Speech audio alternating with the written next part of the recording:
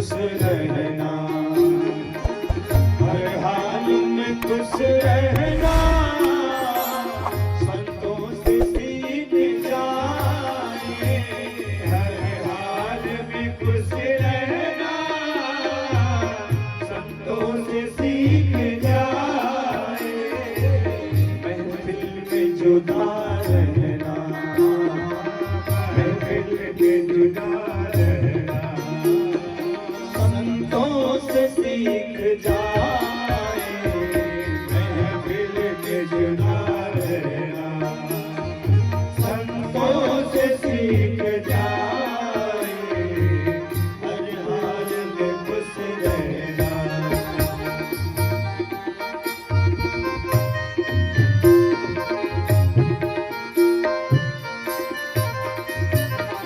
सुख दुख में हंसना रोना, है राम का रोका, सुख दुख में हंसना रोना, है राम का रोका, सुख दुख में हंसना रोना, है राम का रोका, सुख दुख में हंसना रोना, है काम का रोका, दोनों में मुस्कुराना, दोनों में मुस्कुराना, संतों से सीख जाए, दोनों में मुस्कुराना, संतों से सीख जाए, हर हाल में खुश रहना।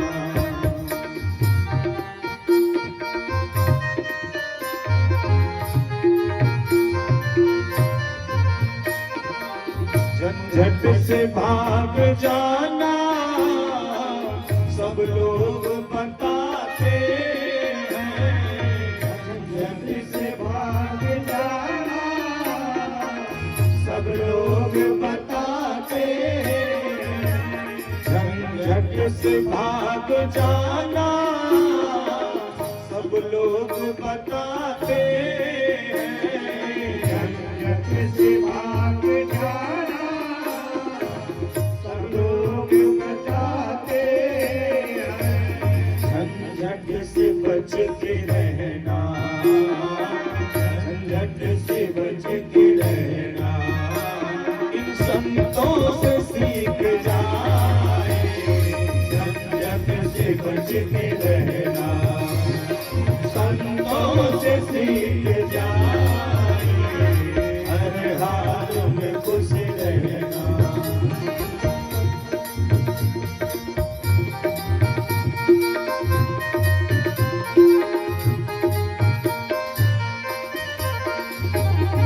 मरने के बाद मुक्ति सब लोग बताते हैं, मरने के बाद मुक्ति सब लोग बताते हैं, मरने के बाद मुक्ति नहीं होती है, घर वाले आपसे मुक्त हो जाते हैं। ये अपने बैनामा नहीं कराना है, अपने आप आज जाके हमारे नाम मुक्ति का जीते जी। मरने के बाद मुक्ति सब लोग बताते हैं, मरने के बाद मुक्ति सब लोग बताते हैं, जीते जी मुक्त होना, जीते जी मुक्त होना, संतों से सीख जाए, जीते जी मुक्त होना, संतों से सीख जाए, हर हाल में खुश रहना, संतों से सीख जाए, हर हाल में खुश रहना।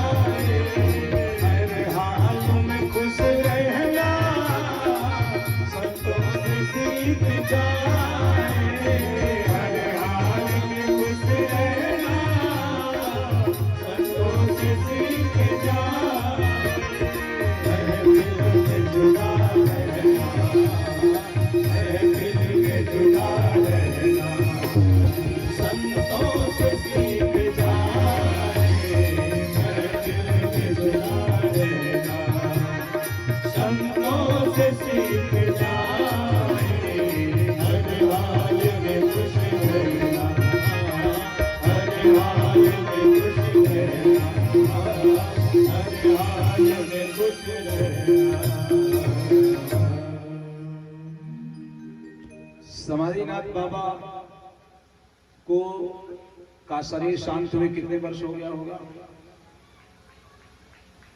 200 वर्ष।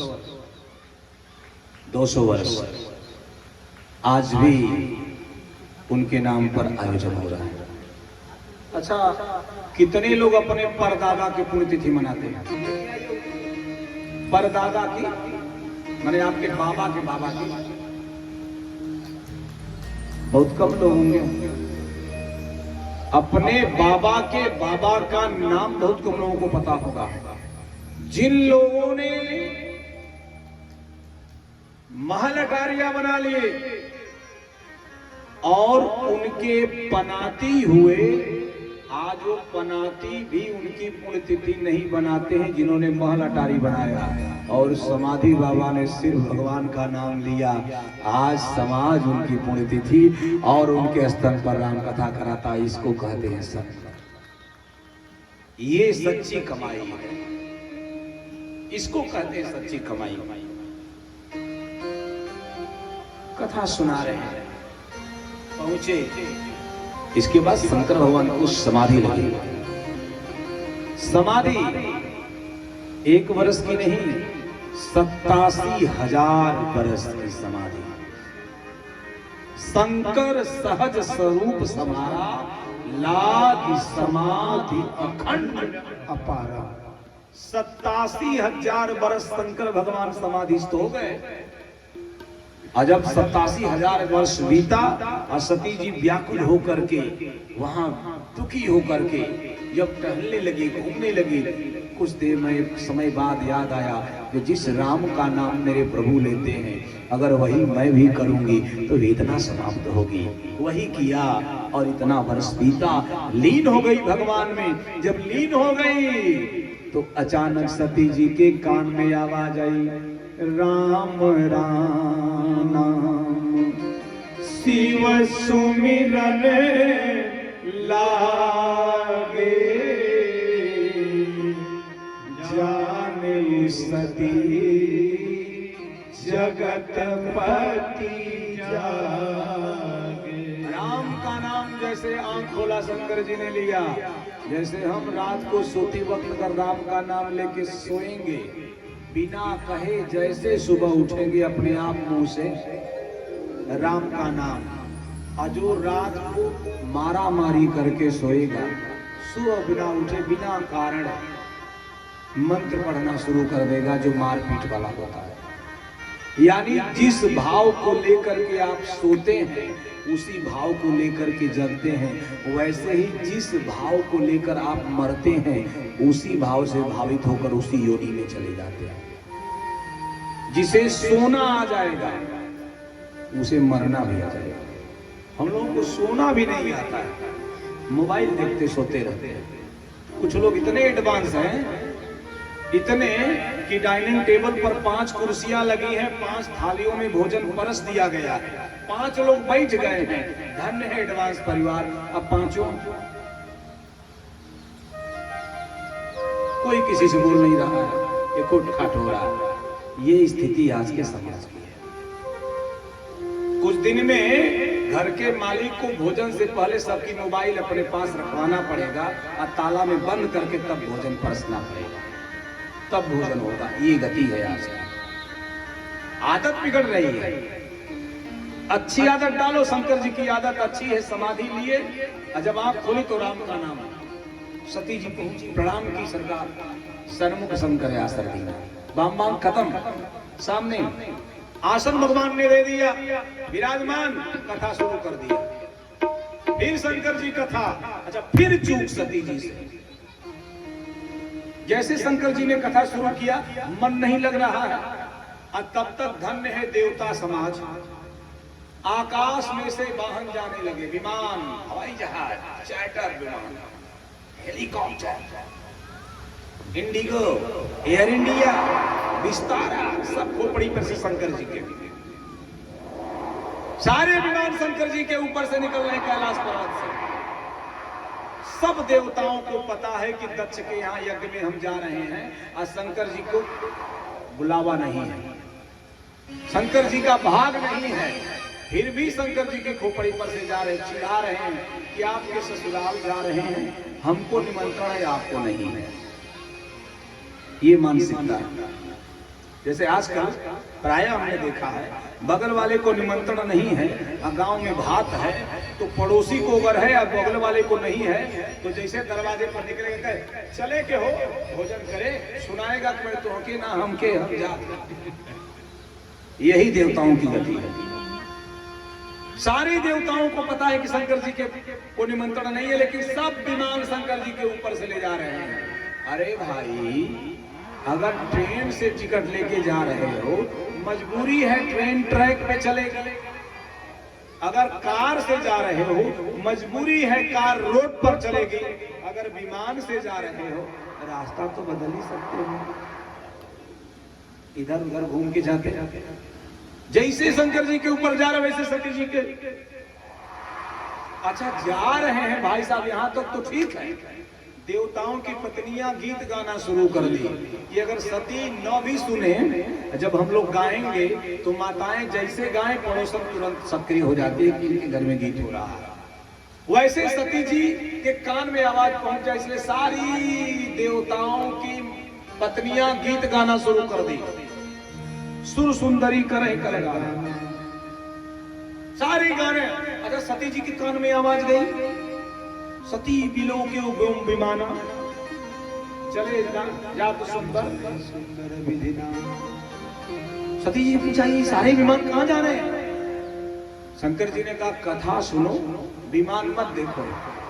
अरे सती जी बोली, सर के ऊपर से जा रहे हैं, ये देवता लोग जा रहे हैं। अरे स्वामी, अरे देखो उनकी पत्नियां गीत गाते जा रही हैं, सोहर गा रही हैं, बधैया गा रही हैं, विवाह का गीत गा रही हैं। विलक्षण। सियावर रामचंद्र भगवान की जय। देखिए, संध्या के समय अगर प्रकाश हो जाए तो बड़ी अच्छी बात है। अगर श्री प्रकाश हो जाए, श्री माने लक्ष्मी, अगर श्री प्रकाश हो जाए तो और अच्छी बात है। हम लोगों के बड़े भैया श्री प्रकाश जी का आगमन, भाई साहब आ गया, पीछे पधार गए, विराजमान हो गए। बहुत बहुत आपका अभिवादन है, अभिनंदन है। निवेदन करो श्रोता भगवान।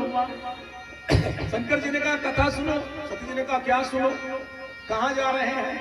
बोले आपके मायके में आपके पिता महाराज ने यज्ञ किया है, उन्हीं के यज्ञ में सारे देवता जा रहे हैं। अच्छा, ये भी कह सकते कि हमारे ससुराल में जा रहे हैं, ये भी तो कह सकते थे, लेकिन शंकर जी कह रहे हैं आपके मायका में आपके पिताजी यज्ञ करा रहे हैं, उसी में सारे विमान जा रहे हैं। सती जी ने कहा हमारे पिताजी संयोग से या विधि व्यवस्था से आपके ससुर भी हैं। बोले हाँ तो है, यानी आपके ससुराल में? शंकर जी बोले हाँ हाँ यही मानो, मेरे ससुराल में। बोले हमारे मायका में आपके ससुराल में यज्ञ है और हम लोग नहीं चलेंगे, आपको कार्ड नहीं आया? शंकर जी बोले हमको नहीं आया। कई छोटे छोटे देवताओं को कार्ड गया, आपको कार्ड नहीं आया, ऐसे कैसे हो सकता है? शंकर जी बोले भाई मेरी बात मानो, जिनको कार्ड गया वो जा रहे हैं, हमको नहीं आया, हम नहीं जाएंगे। सती बोली क्यों आपको कार्ड नहीं आया? शंकर जी बोले हमारा रिकॉर्ड खराब है, इसलिए हमको कार्ड नहीं आया। पूरी बात बता दीजिए ब्रह्म सभा वाली। सती बोली मैं तो जाऊंगा। शंकर जी बहुत रोके, सती नहीं मानी, और जब नहीं मानी गणों को लगा दिया, सती महारानी पहुंच गई यज्ञ में। जैसे दक्ष ने देखा सती बिलूक जले सब गाता, पूरा शरीर क्रोध में जलने लगा, बिना बुलाए चली आई। अच्छा बताओ, जानते हैं यहाँ एक बड़ी विचित्र घटना होती है। यज्ञ में दक्ष जी तो क्रोध से जल भून रहे हैं, लेकिन जो सती जी महारानी की 59 बहनें हैं, 60 बहन थी सती जी, एक शंकर जी से और बाकी 27 चंद्रमा से, कुछ कश्यप से, कुछ और से, सबका ब्याह हुआ था। सारी इकट्ठा थी एकलौते सती को। उन 59 बहनों ने जब देखा सती जी को तो आपस में बोलने लगी, ये देखो बिना बुलाए ही आ गई। ये देखो बिना कार्ड का आ गई।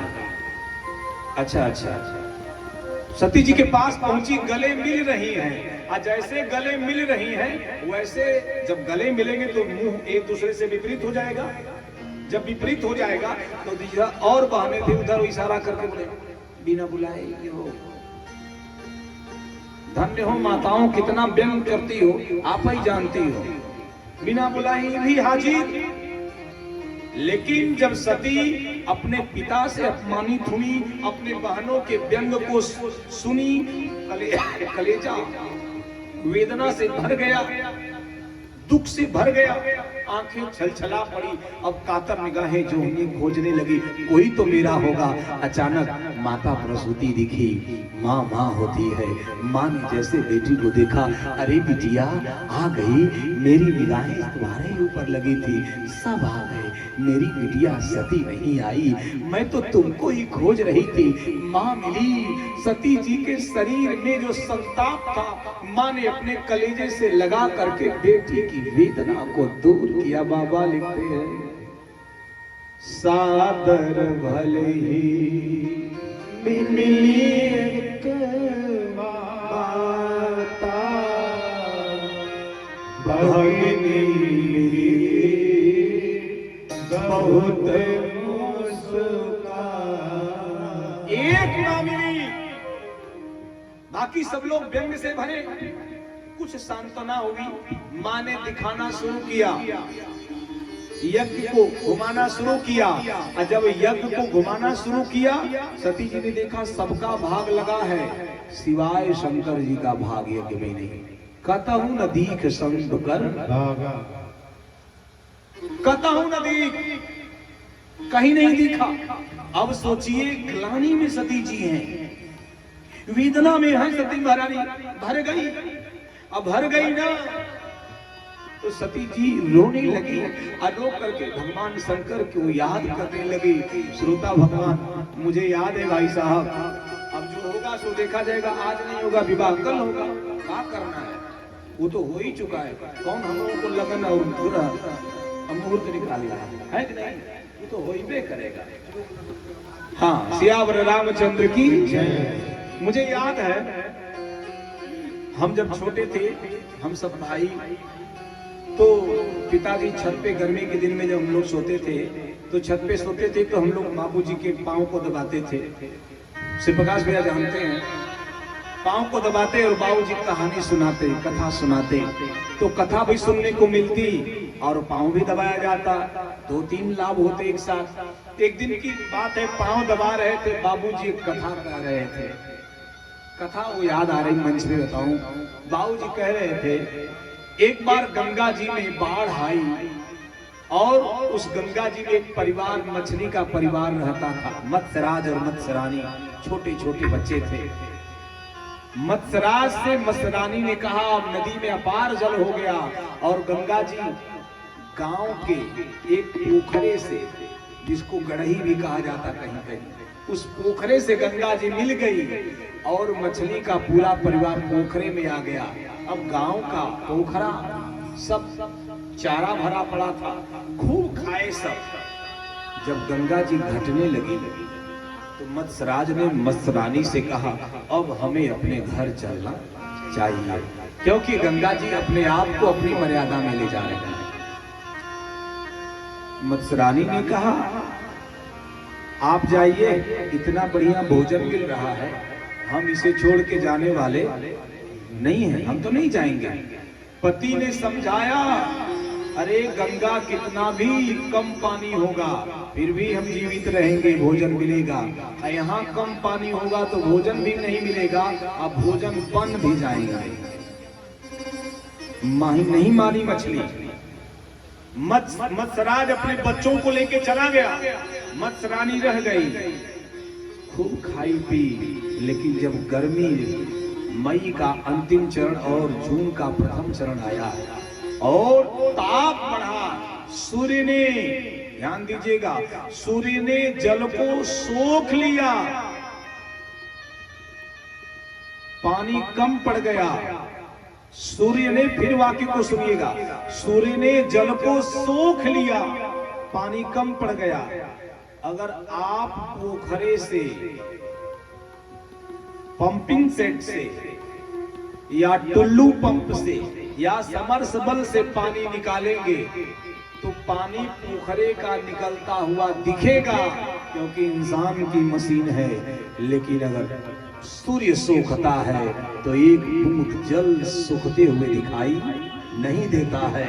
उसी प्रकार जब परमात्मा दंडित करते हैं तो परमात्मा की लाठी की आवाज नहीं होती है, कराह से निकलती है। पानी सूखा, कौवा चोंच मारने लगे मछली को। जब मछली को चोंच मारने लगे तो गांव के कवि ने देखा और मछली से पूछा, क्यों रो रही हो? काक के चोंच के वार से पीड़ा हो रही है। मछली रोकर बोले, नहीं। तो क्यों रो रही हो? बाबूजी कहते थे, मछली रो करके बोली, वह दीन गयो,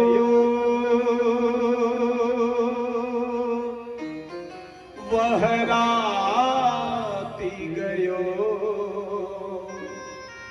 वह छूट गयो गहरी नदिया।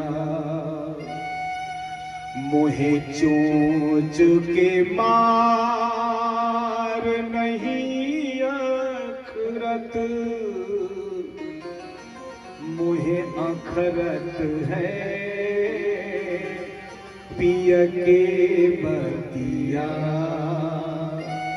मुझे काक के चोंच की वेदना नहीं हो रही है, मुझे अपने पति की कही गई बात को न मानने की पीड़ा हो रही है, इसलिए मैं रुदन कर रही हूँ, इसलिए मैं रो रही हूँ।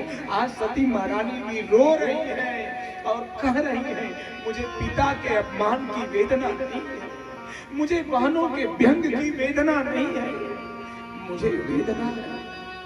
तो मैंने भगवान शंकर पे जो अविश्वास किया, उनकी बात नहीं माना, उनकी अवज्ञा किया, ऐसे भोले भाले अपने पति के अपमान की वेदना मुझे हो रही है और कुछ नहीं है। लेकिन क्या करूं?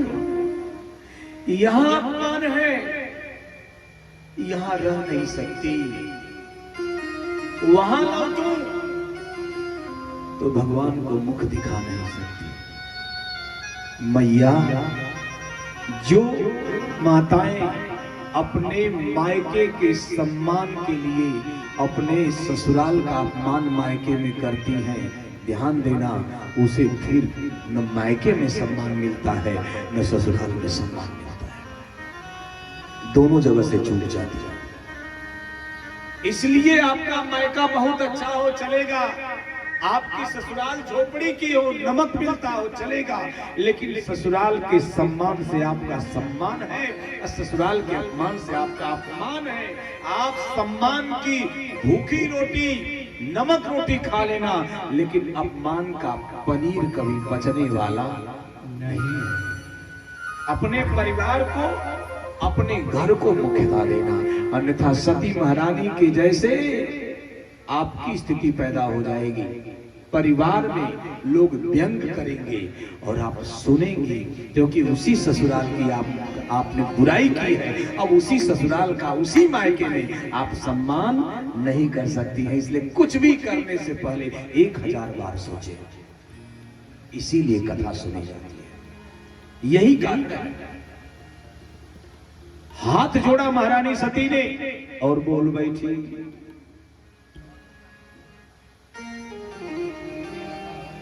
तजिया तुरत देहते ही है तो, तजिया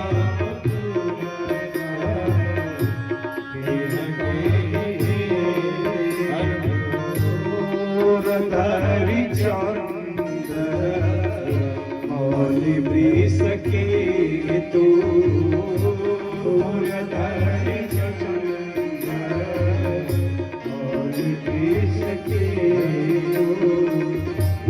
अस कहीं जो अग्नि तह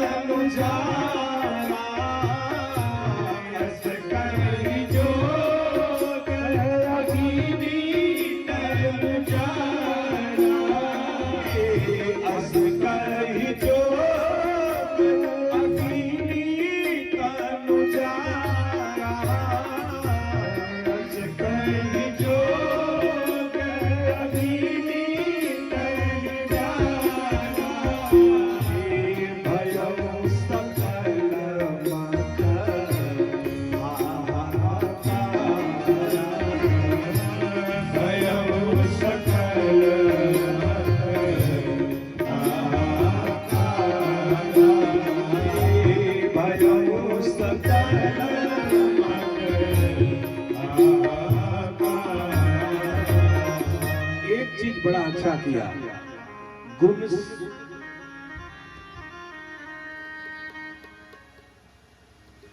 संग सदैव अच्छा होना चाहिए। अब तक तो ठीक था, अब क्या अच्छा बचा लो बाबू, ठीक। श्यावर रामचंद्र भगवान की जय। उपजई बिनसई ज्ञान जिमी पाई सुसंग कुसंग। एक चीज सती ने बड़ा अच्छा किया, सती मरत हरिसन बर मांगा, जन्म जन्म शिव पद ये अच्छा, मरते वक्त भगवान से हाथ जोड़ करके वरदान मांगा कि जो मैंने अपने जीवन में मन कर्म और वचन से भगवान शंकर के चरणों की अनन्य उपासना किया है, तो हे नाथ, मैं जहां भी जन्म लूं, मेरे पति मेरे शिव बाबा हो और उनके चरणों में मेरा अनुराग बना रहा, उनके चरणों में मेरा अनुराग। यही सती महारानी का सबसे बड़ा लाभ हुआ।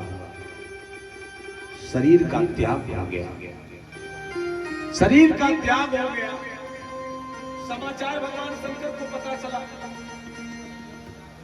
कि सती महारानी ने शरीर का त्याग कर दिया। वीरभद्र को भेजा, एक बाल झटका वीरभद्र आए और वीरभद्र ने कराल रूप धारण करके जा करके अहंकारी दक्ष के शरीर सर को अपने खड़ग से काटने का प्रयास किया, बड़ा प्रयास किया। दक्ष का सर धड़ से अलग नहीं हो रहा था। कितना प्रहार के बाद भी तब क्या किया वीरभद्र ने, अपने पांव से धड़ को दबाया, हाथों से उनके मस्तक को मोड़ करके नारियल के जैसा उखाड़ करके यज्ञ कुंड में फेंक दिया। यज्ञ कुंड में पूखा के दांत को तोड़ दिया गया। मणिमान नामक गण ने शंकर जी के भृगु जी के दाढ़ी को पकड़ के उखाड़ दिया। बड़ा दाढ़ी हिला हिला कर स्वाहा स्वाहा कर रहे थे।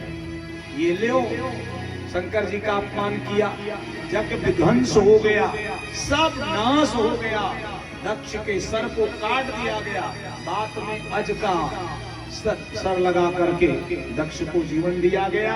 अया भगवान शंकर माता सती के शव को उठाए आकाश में विचरण करने लगे। तांडव नृत्य होने लगा भगवान शंकर का, चारों तरफ प्रलय मच गया, हाहाकार मच गया। भगवान शंकर का विकराल रूप हो गया। तब श्री हरि विष्णु ने अपने सुदर्शन चक्र से माता सती के शरीर को 51 टुकड़ों में विभक्त किया, जो आज 51 पीठ के रूप में विराजमान है। 51 शक्ति पीठ। सती के शरीर को 51 भागों में विभक्त करके 51 शक्ति पीठों का सृजन हुआ, जो आज ऊर्जा का केंद्र बना हुआ है। लेकिन विरह तो हो गया शंकर जी को। शंकर जी को बड़ा विरह हुआ और शंकर जी उस विरह में सती के वियोग में घूम रहे हैं। जहां जा रहे हैं वहां कुछ समय तक बिता रहे हैं। जब शांति नहीं मिली तब फिर राम कथा में मामला पहुंच गए नीलगिरी शिखर पर, जहां भुसुंडी महाराज रहते थे। वहां हंस का रूप धारण करके शंकर जी राम कथा कई वर्षों तक सुने। वहां से निकले हैं, तब शंकर जी ने समाधि लिया। राम कथा सुनकर के फिर भगवान शंकर ने समाधि लिया और बहुत बड़ी समाधि लिया। इधर सती महारानी की स्थिति क्या हुई, श्रोता भगवान ध्यान दीजिएगा। सती जी राम कथा न सुनने के पाप में जल रही थी। पति के वचन न मानने के संताप में जल रही थी और पिता दक्ष के अग्नि के ताप में जल रही थी। इतना जली। कोई आदमी जलता है तो हॉस्पिटल में कहां भर्ती होता है? बर्निंग रूम जो होता है वो कैसा होता है? एयर कंडीशन, एसी लगी होती है। तो जलने वाले आदमी को एयर कंडीशन में रखा जाता है। अब सती इतना जली है तो उनको कहां रखा भगवान श्री हरि ने? जनमी जा हिमाचल के हिमाचल के यहाँ, हिमालय पर जहां बर्फ ही बर्फ है, ठंडक ही ठंडक है, शीतलता ही शीतलता है, उस स्थान पे भगवान हरि ने उनको दूसरे जन्म में हिमाचल के यहाँ कन्या के रूप में जन्म दिया। आप कहोगे बाबा प्रमाण रितेश जी, तो प्रमाण वाल्मीकि लिखते कि शैलेंद्रो हिमवान रामा धातु नामा करो महान तस्य कन्या द्वयं रामा रूपेणां प्रतिमं भुवि। धातुओं का खजाना, अन्य धातुएं जहां पाई जाती है वो हिमालय है। उस हिमालय की पत्नी का नाम मैना, और मैना के गर्भ से 2 बेटियां पैदा हुई। बड़ी बेटी वाल्मीकि रामायण, तस्याम गंगेयम भवज्येष्ठा हिमवतः सुता उमा नाम द्वितीया भूत कन्या तस्यैव राघव। हे राम, विश्वामित्र जी कह रहे हैं उस हिमालय की पत्नी मैना की बड़ी बेटी का नाम, जो मैना के गर्भ से पैदा हुई, तस्याम गंगेयम भवत ज्येष्ठा, ज्येष्ठ पुत्री गंगा। माता पार्वती की सगी बहिन गंगा है और हिमालय की बेटी है, मैना के गर्भ से पैदा है। और दूसरी बेटी उमा नाम द्वितीया भूत कन्या तस्यैव राघव। दूसरी बेटी कौन? उमा। छोटी तो गंगा जी बड़ी बेटी और उमा माता छोटी बेटी, इसीलिए गंगा जी शंकर जी की बड़की सढ़वाइन लगेगी। गांव में सुने तो सढ़वाइन को शंकर जी ने कहाँ रखा? यानी जो बड़ी सढ़वाइन हो वो कहाँ रखने लायक है? मजाक करने लायक नहीं, सर पे यानी सम्मान की श्रेणी में रखने लायक। उनको प्रणाम किया जाता है, उनका वंदन किया जाता है। बाबा लिखते हैं किते ही कारण ही मन गिरिगृह जाई,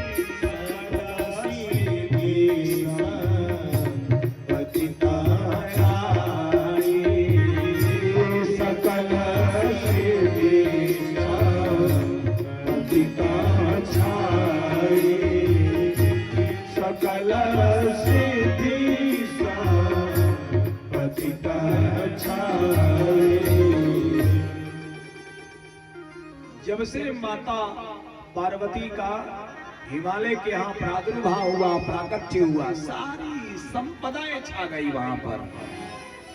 मैया धीरे धीरे बड़ी होने लगी।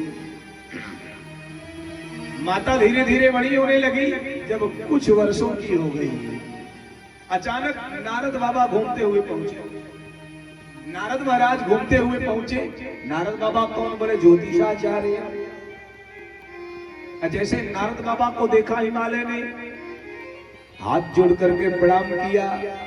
अतिथि देवो भव। और भी साधु, पहले गांव में साधु घुमा करते थे, जत्था चलता था, जमात चलती थी साधुओं की। गांव के किसी विशेष जगह पे ठहर जाते, पूरा गांव राशन सामग्री देता, महीने रहते, खूब कथा होती, खूब संस्कार होता। इसलिए कहीं भारत में ओल्ड हाउस नहीं बना था। आज सुन लो, ओल्ड हाउस वृद्ध आश्रम में वही लोग जा रहे हैं जिन्होंने जवानी में खूब रस पिया संसार का, अब भगवान को किनारे किया है, कभी ध्यान तक नहीं दिया। भाई साहब, वही लोग ओल्ड हाउस में हैं जिन्होंने बच्चों को संस्कार दिया है, परिवार को राममानस का प्यार दिया है। वो कभी ओल्ड हाउस में जाने वाले नहीं है, आवश्यकता नहीं है। ओल्ड हाउस में जाने की कोई जरूरत नहीं, क्योंकि उन्होंने परिवार को पाला है, पोसा, संवारा। परिवार क्या सामान्य है? परिवार की बृहद व्याख्या है दुनिया के किसी भी देश के कैलेंडर में 7 वार मिलेंगे। दुनिया के किसी भी देश के कैलेंडर में 7 वार मिलेंगे। सोमवार, मंगलवार, बुधवार, गुरुवार, शुक्रवार, शनिवार, रविवार। यह है ना मैया, ये 8वां वार भी मिलेगा। 7 वार इसमें बैठे या दुनिया में हर कोई चाहता है हमारा सोमवार सुखी हो, हमारा मंगलवार सुखी हो, हमारा बुध, सूत्र ले लेना, बुधवार सुखी हो, हमारा गुरुवार सुखी हो, हमारा शुक्रवार सुखी हो, हमारा शनिवार सुखी हो, हमारा रविवार। हर कोई चाहता है। चाहने से सुख मिलता है ना? आपका सोमवार भी सुखी रहेगा, आपके 7 वार सुखी रहेंगे। कब? एक दुनिया का सबसे बड़ा वार है, वह 8वां वार है। अगर वह सुखी है तो सब सुखी। अब वो वार कौन है? वो 8वां वार है आपका परिवार। अगर आपका परिवार सुखी है तो आपका सोमवार सुखी है, आपका रविवार सुखी है, आपका मंगलवार सुखी है, आपका शनिवार सुखी है, आपका बुधवार सुखी है, आपका शुक्रवार सुखी है, आपका गुरुवार सुखी है। इसीलिए गुरु को बीच में रखा है। गुरु को बीच में रखा है। आपके घर में गुरु का वर्चस्व है, गुरु का। अब हम ही नहीं कहेंगे, ऐसा गुरु भी मत बनाइएगा कि गुरु पूर्णिमा के दिन जेल की यात्रा करनी पड़े दर्शन के लिए। सोच समझ के गुरु बनाइएगा। हम कहीं जा नहीं रहे, सीधी छोटी सी बात बता रहे हैं। इसलिए बहुत छान करके, पहले कहावत है गुरु करो जान के, अब पानी पियो अब पलट लो। श्रीप्रकाश भैया का सूत्र है, वो कहते हैं पलटो। कैसे? बोले अब गुरु करो छान के, अब पानी पियो जान के। जानो ये पानी पीने लायक है कि नहीं है। अब गुरु सोच समझ के। अच्छा, तुम क्या गुरु, हम क्या गुरु खोजेंगे? गुरु जिस दिन हमें खोजेगा उस दिन हम शिष्य हो जाएंगे। असली व्यवस्था तो यहां से। इसलिए सावधान। परिवारों का एक सूत्र है। नारद बाबा का प्रवेश, अरे महात्मा आइए आइए आइए आइए, स्वागत सम्मान हुआ। नारद बाबा प्रवेश किए, जैसे प्रवेश किए वैसे उमा को बुलाया, मैया पार्वती को। पार्वती यानी पर्वत जाया, जो पर्वत की पुत्री है वही है पार्वती, पार्वती जी को बुलाया। 6-7 वर्ष की पार्वती जी आई, नारद बाबा को प्रणाम कराया। और जैसे नारद बाबा के सामने पार्वती जी गई, हाथ आगे आया, हिमाचल बोल बैठे, त्रिकालज्ञ सर्वज्ञ तुम्हारा, गति सर्वत्र तुम्हारा, कहूँ सुता के दोष गुण मुनिवर हृदय विचार। आप तो त्रिकालज्ञ हैं, सर्वज्ञ हैं, सर्वत्र गति आपकी है। मेरी बेटी का हाथ देखिए, हाथ आगे। नारद बाबा यहाँ तो ठीक रहे, पार्वती जी का हाथ देखे, अब इस मोहिनी का माथ देखे। जहां हाथ देखे वहां गाड़ी निकल गई, और जहां माथ देखे वहां फंस गए। इसलिए शास्त्र कहता है बेटियों के चेहरे पर ध्यान नहीं देना चाहिए साधु संतों को। हाथ, हाथ यानी उसका कर्तव्य कैसा है, उसका कर्म कैसा है, इस पे ध्यान देना चाहिए। बाबा नारद ने हाथ देखना शुरू किया। बनारस में एक ज्योतिषाचार्य थे भाई साहब। बनारस के राजा के पत्नी को गर्भ था। राजा को उत्सुकता हुई, देखे हमारी पत्नी के गर्भ में क्या है, पुत्र है कि पुत्री है। इष्टिम तेहिम कलिस्याम पुत्रिया पुत्र कारणा, का पुत्र है कि पुत्री है, जरा देखें। तो डिडोरा फुटवाया कि जो ज्योतिषाचार्य बता देगा कि मेरी पत्नी के गर्भ में क्या है, उसको ढेर सारा इनाम, और जो गलत बताएगा उसका सर कलम। बहुत लोगों की हिम्मत नहीं पड़ी, लेकिन बनारस के पंडित जी, बनारस के पंडित जी तैयार, चेला को लिए गए। कहे राजा मैं बताऊंगा। राजा ने कहा बताओ। आचार्य जी का भव्य स्वागत है, वंदन है, निवेदन करो। क्या बताओ। ज्योतिषाचार्य जी ने कागज लिया और कागज पे कुछ लिखा, लिख करके उसको मोड़ दिया, और मोड़ करके चिट बना करके राजा को दिया। कहा इसको तब खोलना जब आपकी पत्नी का प्रसव हो जाए, उसके पहले मत खोलना। राजा ने कहा ठीक। संजोग से राजा को पुत्र रत्न की प्राप्ति हुई। संजोग से राजा को पुत्र रत्न की प्राप्ति हुई। और जब पुत्र रत्न की प्राप्ति हुई, बड़ी विलक्षण घटना घटी। राजा ने ज्योतिषाचार्य को बुलाया। अब बुला करके ज्योतिषाचार्य से कहा मुझे पुत्र रत्न की प्राप्ति हुई, मंगलम। आपने क्या लिखा है? राजा ने कहा चिट मंगाओ। और जब चिट मंगाया गया, चिट खोला गया, तो राजा ने कहा बताओ क्या लिखा है। तो पंडित जी, ज्योतिषाचार्य जी ने पढ़ा, पुत्रो न पुत्री, पुत्र होगा, पुत्री। राजा बोले अरे क्या विद्वान है, डिक्लेयर कर दिया कि बेटा ही होगा, बेटी नहीं होगी। ढेर सारा धन दिया। ज्योतिषाचार्य जी गठियाए, चेले के सर के ऊपर रख के चले। चेला भी बड़ा तेज था आचार्य जी। चेला ने पूछा गुरु जी से, गुरु जी अगर पुत्री हो गई तो? पंडित जी बोले बेटा बनारसी है, वही लिखे थे। बोले आप तो लिखे थे पुत्रो न पुत्री। कहा थोड़ा अनुस्वार का इधर उधर व्यवहार कर देते। क्या करते? बोले कह देते पुत्रो न पुत्री, पुत्र नहीं होगा, पुत्री। चेला ने कहा गुरुजी अगर कुछ नहीं हुआ होता तो?